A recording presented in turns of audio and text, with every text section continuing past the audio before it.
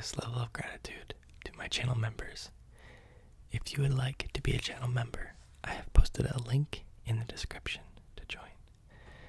Thank you so much for your support. Hello guys. Hello, how are you doing? I hope you're doing well. Thank you so much for clicking on this video. My name is CJ SMR. Yes, that is my full name. And today I thought it'd be fun to have a little story time. So I have a lot of different triggers that will just be throughout the video, where this is kind of going to be more of a rambling video. And yeah, that's kind of it. I'm going to be talking about a lot of stories that I want to, I guess, talk about doing my, having my stand-up career in Chicago and what that was like. And so for those of you who have been part of the channel for a while, you probably know that I really liked calling myself a stand-up comedian, but I don't really do it. I haven't done it this year at all in Wichita, where I live. Maybe when I move to New York City, I'll start up again. But basically, I was doing stand-up. I lived in Chicago last year, and I did stand-up the whole year to really test it out, and I thought that's what I wanted to be. And spoiler alert, it's not what happened. It's not what I wanted. But I figured that out, and I'm really happy I did. So, and I have a lot of really, really fun stories that I'd like to talk to you about. So yeah, just treat this as a whispered ramble video. It just has a topic, you know.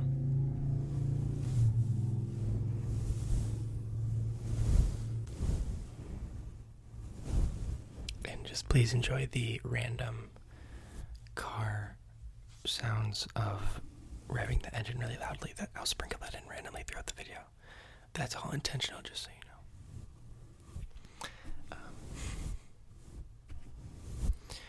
So, basically, before we start, I'd love to get some misconceptions out of the way about stand-up stuff. So, I think it's interesting when I talk to people about it. There are two types of people who, I don't know what I guess I call it the comedy is easy people. So, I'm gonna try so hard not to be pretentious. If I'm being pretentious in the video, please just hate comments, okay? That'll really show me, okay? That'll really show me. I promise it works. But basically, so there's two types of people in the comedy is easy people. So there's the first group of people that are like, there's the two groups of people that are like, okay, comedy is easy. If I decided to do it, then I could make a living off it. But that's not what I decided to do. I want to do something else. There's a group of people that just think it's easy and it's just making people laugh, which it's simple, but it's not easy, and that's what I'm going to talk about. But basically, there's that group of people that just think it's simple and easy, and it wouldn't take any effort if they tried it.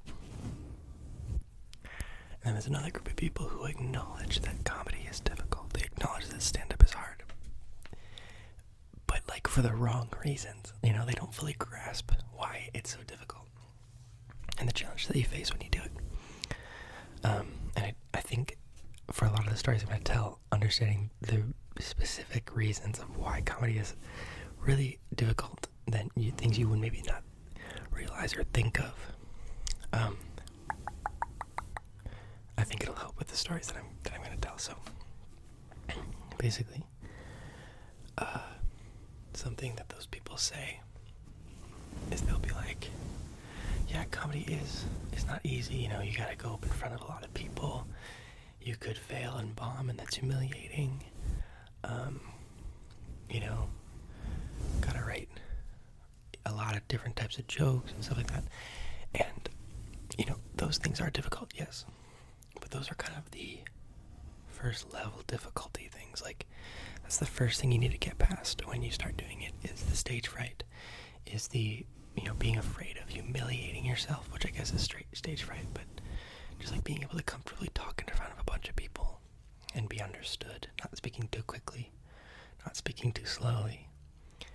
There's a lot of little fundamental things that are difficult, yes, but it's not the main, hurdle that plagues doing stand-up comedy. One of the main hurdles is what you're trying to make people laugh. That is what you're trying to do. But really what you need to master is gaining people's respect. Gaining people's respect. You need to gain people's respect. And that is the hardest thing you need, for people to laugh at you in a way where they are on your side and they think you're funny, and they're not just laughing with you instead of laughing at you. Like, you can be an idiot and they can laugh at you because you're failing. Or if you want people to laugh with you and hire you and recommend you, you need to gain people's respect. You need them to respect you, to think that then you're funny. I think not a lot of people really notice that. Humor can be used in a way to gain people's respect. He's easygoing, he's funny, he makes me laugh, I respect this person. But also, in order to actually think someone's funny, you need to respect what they are and why they're saying the things that, you need to have some sort of understanding. And that's the hardest part to get to, because in stand-up, especially at the level that I was at, doing open mics, doing very amateur stuff, people have no idea who you are. So in 5 to 10 minutes, sometimes you'd be lucky, what you have to do is tell people who you are, get them to have a good understanding of who you are, and get your shtick, and then use that understanding that they have of you to make the jokes that they then are going to laugh at because you're telling them. That is incredibly, incredibly difficult. Incredibly, incredibly difficult. And this is kind of why I have a problem. It's a dumb pet peeve, I know. I've already talked about it too. That if you make someone laugh and then they're like, "Oh my gosh, you should do stand-up," the reason you're laughing is because of maybe it's a first-person occurrence, but most of the time it's okay, you're getting to know someone and you've known them for a couple days, couple weeks, things like that, and then you keep making them laugh, "Oh my gosh, you're so funny, you should do stand-up." It's because you've had the rapport with them for a little bit. You're building a relationship that you're laughing, and it's really hard to do in 5 minutes. Improv is a lot like that. It's kind of what I say. If you're funny conversationally, you might be really, really good at improv.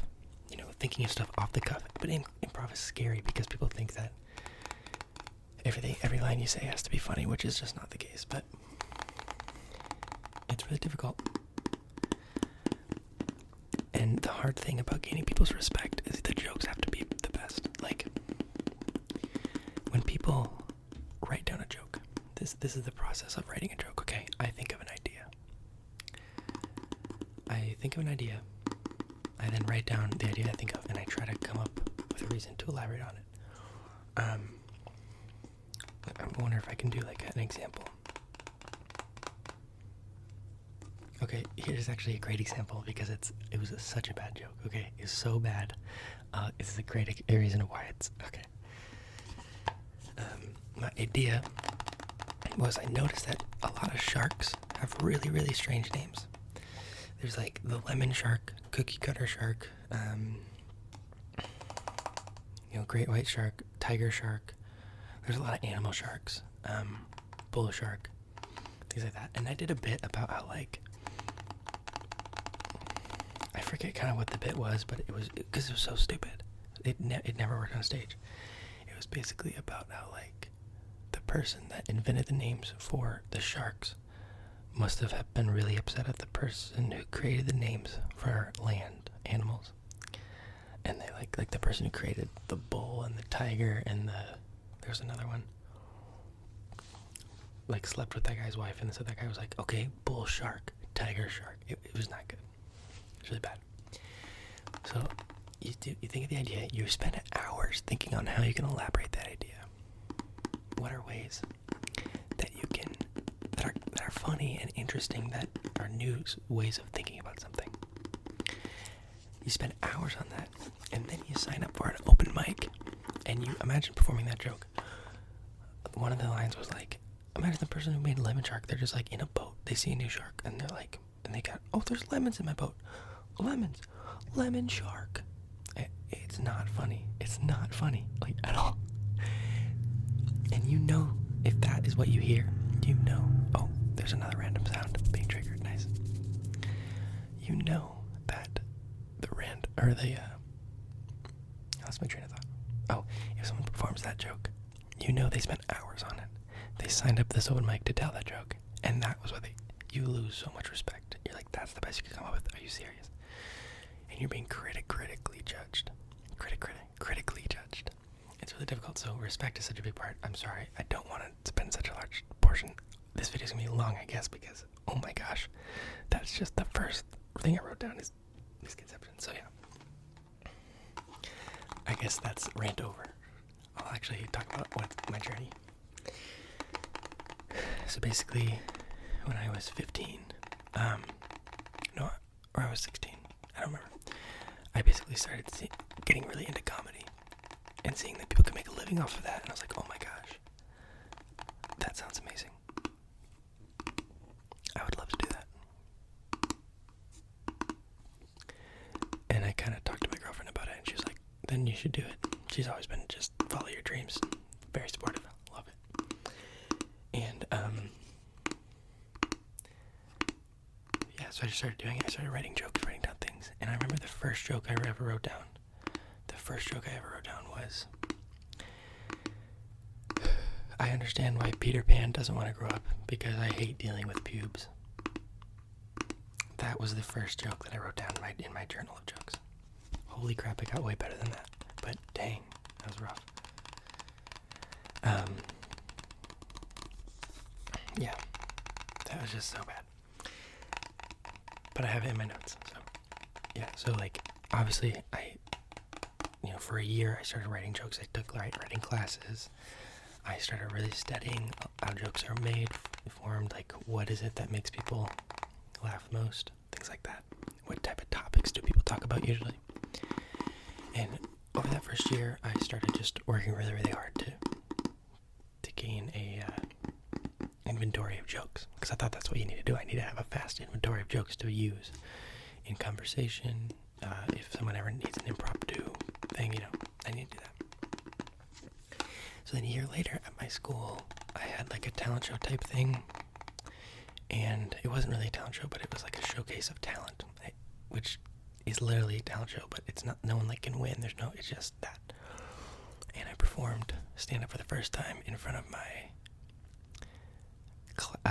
school of like 400 people, which is such a bad idea in hindsight. Like, long story short, it went really well. It was really good. Not amazing jokes, nothing groundbreaking, but it was a really good. If your eyes are closed, I'm starting to do some brushing things, so like little tiny brushes. So that's why you don't hear anything. But yeah, so it went really, really well. Okay, and basically,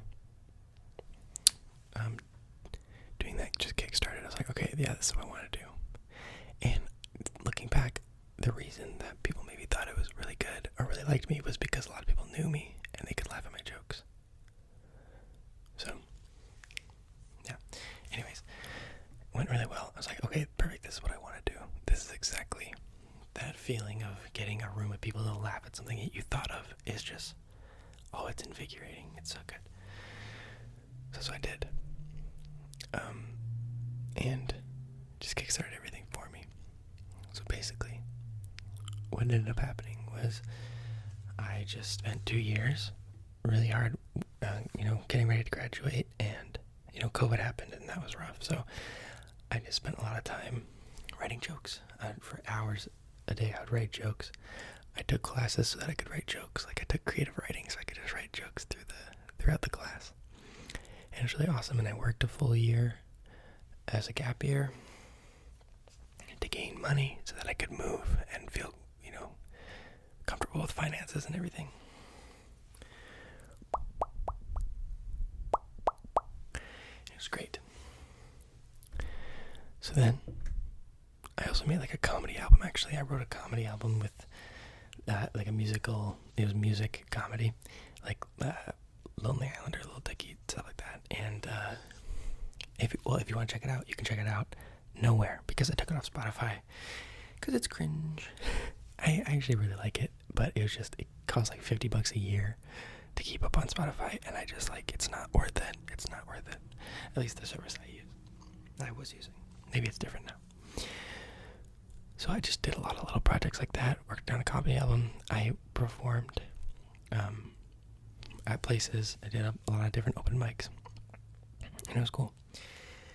The problem is the first 3 times I ever did stand-up, I did it in such places that I did really, really well. So I thought I was maybe special. I thought I was oh my gosh, I have this gift because people always talk about stand-up being so hard when they try it. And I'm just naturally amazing at it. In hindsight, it's because I performed for people I knew and large groups of people that were, big on me. But yeah. So, except for one time I went to an open mic and I didn't know anyone, but I was better than everybody else and it felt really good. Everyone prepared. I was told to prepare 20 minutes of material, so I did. I got 20 minutes, which is really difficult. And everyone else showed up and they only prepared 5, and so I kind of became the pseudo headliner because of that. Which is good. Always be over prepared. Works out. But yeah. So when I moved to Chicago. The first open mic I ever observed because I was scared. It was such a different experience. Oh my gosh, was it bad? Everyone was bad. I just want to see what this sounds like.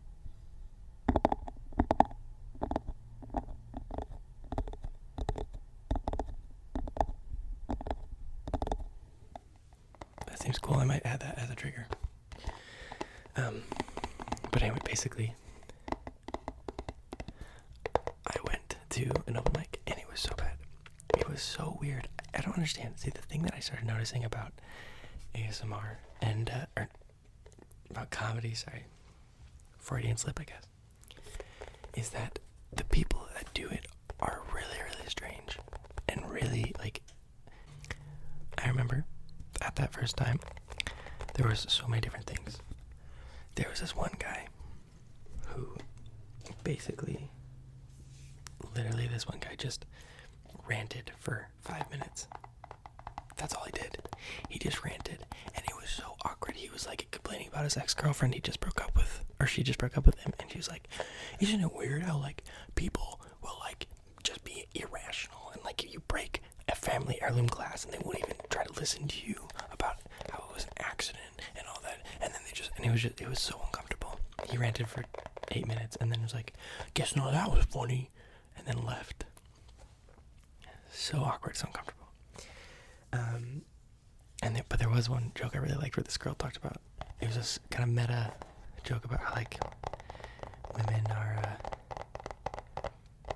people think women aren't undervalued in society or needs aren't taken care of, but then how tampons, the only reason tampons exist is because they were invented for men with bullet hole wounds.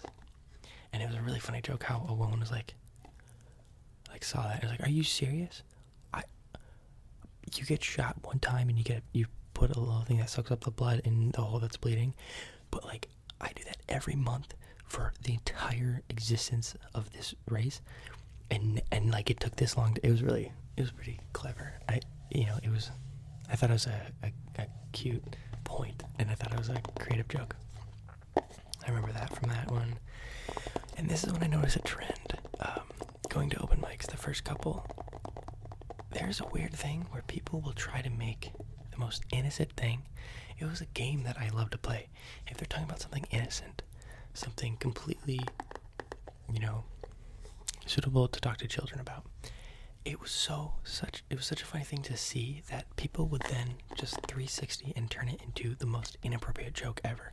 I don't think people intentionally did this. It was just like, it was kind of funny to just see how so many people turned anything and everything into something very sexual or something very, like a good example was this girl was talking about how we need to help the ecosystem and how the climate of the earth is, going crazy.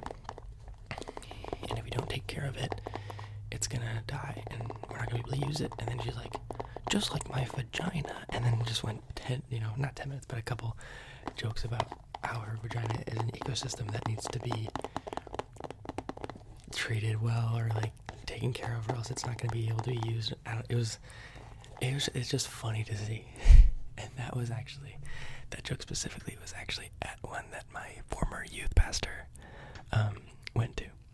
There was like a convention that my youth pastor was in the town, and it was a pastor convention. It was like a youth pastor convention that in Chicago, and he went and he was like, I would love to see an open mic. Do you have any this week? And can I bring some pastor friends that I'm meeting? Because he was like proud of me and wanted to show. And I was like, yeah, I have one like tomorrow night if you want to go. It's a pretty, like, the jokes people talk about are pretty, probably not suitable for many pastors, but not very happy. He's kind of a chill youth pastor that so he would have been fine with the jokes. He would have been like okay in the presence of them and stuff, and maybe laughed at some of them, but like it's pretty graphic sometimes. It gets pretty like, these people are not, they're trying their hardest to be edgy, so it was pretty awkward. But basically, yeah, and he ended up not bringing any friends. And the first joke was about how like the first thing this guy said, it was so funny because he was talking about how he was comparing the differences about having sex with women and with men, because he was bi, and like talking about that. And I just think it's so funny because like if a bunch of pastors went to that, like, oh my gosh, this kid I knew is gonna be stand up and let's go see him, and then like the first guy, his jokes are like so sexual and so graphic. It was the most graphically sexual thing I could imagine. Like he was getting the real details of the differences, which was honestly pretty funny, but like funny to think about. But it would just been really awkward if he brought like a bunch of pastors to that. But that was a good day because it just kind of, you got to see the whole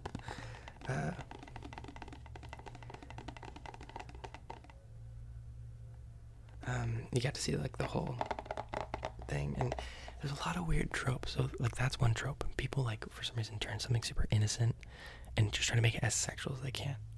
It's just a funny thing, just a complete reversal on the joke. It's just really it's funny to see.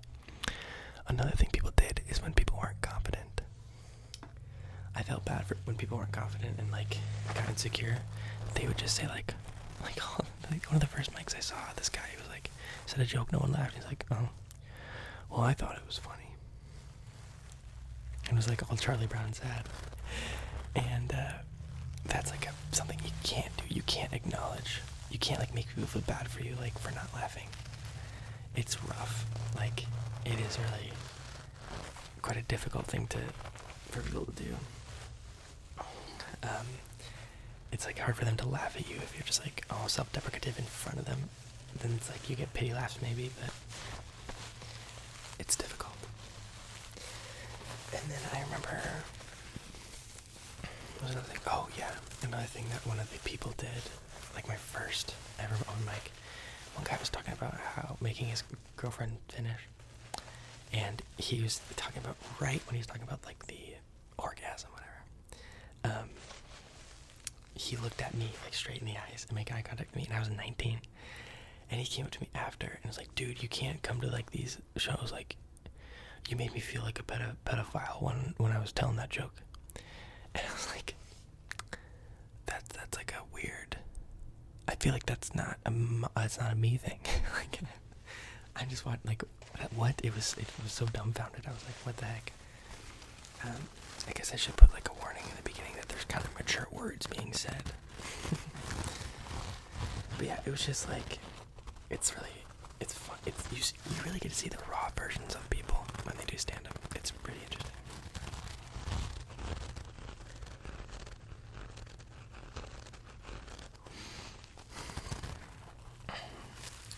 I remember one of my worst experiences was, I didn't realize this at the time when I was practicing this joke, but I was doing a joke about, like, the topics were pretty mature. One was about unaliving yourself, and how the rates need to keep going down, something like that. There was another one about, they were all things that basically seemed like an outcry, like of sadness, like, I'm really sad, I need help. That's what, I didn't realize that, but the three jokes were kind of, when you put them together, it was like that. And it was just, I remember when I told my last punchline for the 5 minutes, I said it, and one of the people was like, oh, like, and I just was like so awkward, and I was like, okay, I can't, goodbye, see you later. And so then I just left. I was like, that's that. I gotta think about the order of my jokes, because there were 3 jokes that were like self-deprecative and sad. I didn't really think about it, and then it was just, it was the most awkward thing I've ever felt, really. But yeah, so basically all this happened. It was a really good year. I could go into so many stories, and if you guys like more stories about this, I would love to tell more stories. It was such a good year, such a fun, exciting year. But kind of as the year moved on and moved forward, I kind of just I did really enjoy telling jokes and being a big thing. I didn't even mention what it was like doing stand-up. I really enjoyed it. The thing is hard is the first mic I actually went to, I completely bombed. And pretty much every mic I went to, I completely bombed. And that is just kind of what happens, is you get through that fear pretty quickly if you just keep doing it. Fear of bombing, because you bomb every time. Because everyone is a comedian that is in the audience. And everybody is judging you so hard. So that's another reason why you need to learn respect, or figure out how to get people to respect you, because it's so hard. It got to a point where you would want someone who just is at the bar for a random reason to be there, because those people actually laugh at the jokes that are funny, and they pay attention, and then they don't laugh at the jokes that aren't. So it's really good. My best night, there was 3 girls that were, I think they were probably a little intoxicated, and they listened to my set, and they were laughing so hard at my set, and they didn't really laugh at any other people, and it just made me feel really good, because these 3 girls aren't comedians. They're not judging their set on mine. They're not whatever. They're just laughing at what they think is funny, and it was those are the nights you wanted, when you had people that were just there to drink. So it was pretty exciting. But basically the whole year went on. I got a really nice gig at the end of the year. They flew me into Kansas City, and they asked me to do a half hour for a fundraiser, and it was amazing. It was such a good experience. I felt, they paid me a little bit. It felt really good. My goal for the first year was to get paid, just to get paid in any amount of money, just to get paid, and I got it. And I kind of realized after that experience that, stand-up is not for me, because although it was a really fun experience getting paid and everything, and I really enjoyed it, and it was so worth it, and I would not trade it for anything, it made me realize that, I kind of wanted it to be over the whole time. I kind of wanted to just get it over with and go back home so I could work on ASMR, because I started working on ASMR halfway through the year. A little bit because I was not feeling fulfilled with stand-up, and it kind of made me realize that stand-up as a hobby is really, really fun. Doing it just to make people laugh and to do it for fun is amazing. But when it became something I have to improve to make this my professional life, and to make this my career, it just kind of added too much that wasn't enjoyable. And so after I got paid and all this stuff, I kind of realized this is what I want to do. I want to get paid, flown out, and do headline at places. And if I'm not having the time of my life right now and the most happy and feeling fulfilled, then I don't think stand-up is for me. And that's kind of what I realized doing it. So then I moved to where I'd be happy, which was with my girlfriend. And we live in the same city now because we did long distance and now it's just, oh my gosh, that was so hard doing long distance for so long. And now we finally don't. And we're moving to New York City soon. For her dreams, because she is going to be in musicals and on Broadway, so it's really exciting. And I might do stand-up again, just for fun, but I'm going to still be doing this mainly. But yeah, it was just exciting. It was a really good time. Learned a lot about myself. Lived in a big city, which was super fun. And yeah, maybe I'll tell you, I only do videos about all the bad jokes. Maybe I should do a video about the good jokes, but that's hard because then do I have your respect? But yeah, I guess that's all. Thank you so much for watching. If you guys want more stories and more intricate details about like specific open mics, I have a pretty intense journal about my set, what I did, things like that. So if that interests you all, just let me know. I would be happy to do it. Let me know if you like these type of ramble type videos more. Also, there's been problems with like membership stuff. There's a link in the description now.